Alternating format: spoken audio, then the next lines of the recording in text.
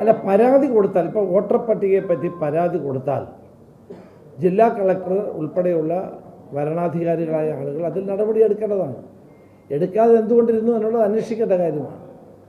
അവിടെയാണ് ശ്രീ രാഹുൽ ഗാന്ധി പറയുന്ന ഇലക്ഷൻ കമ്മീഷനും BJPയും തമ്മിലുള്ള കൂട്ടുകെട്ട്.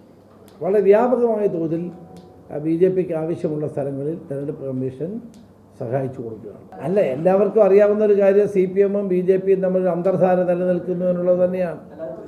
അത് കഴിഞ്ഞ നിയമസഭാ തെരഞ്ഞെടുപ്പിലും അതുണ്ടായിരുന്നു, ഇപ്പോഴും അത് നിലനിൽക്കുന്നു. തൃശ്ശൂരിൽ ഉണ്ടായിട്ടുണ്ടോ എന്ന് സംശയിക്കേണ്ട സാഹചര്യമാണ് നിലവിലുള്ളത്. ഞങ്ങളുടെ മാത്രമല്ല വോട്ടുകൾ കുറഞ്ഞിട്ടുള്ളത്,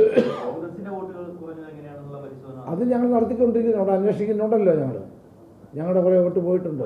പല സ്ഥലങ്ങളിലും CPM-ൻ്റെ വോട്ടുകൾ BJPക്ക്, ആലപ്പുഴ പാർലമെൻറ്റിൽ കുത്തനെയാണ് BJPയുടെ CPM-ൻ്റെ വോട്ട് BJPക്ക് പോയത്.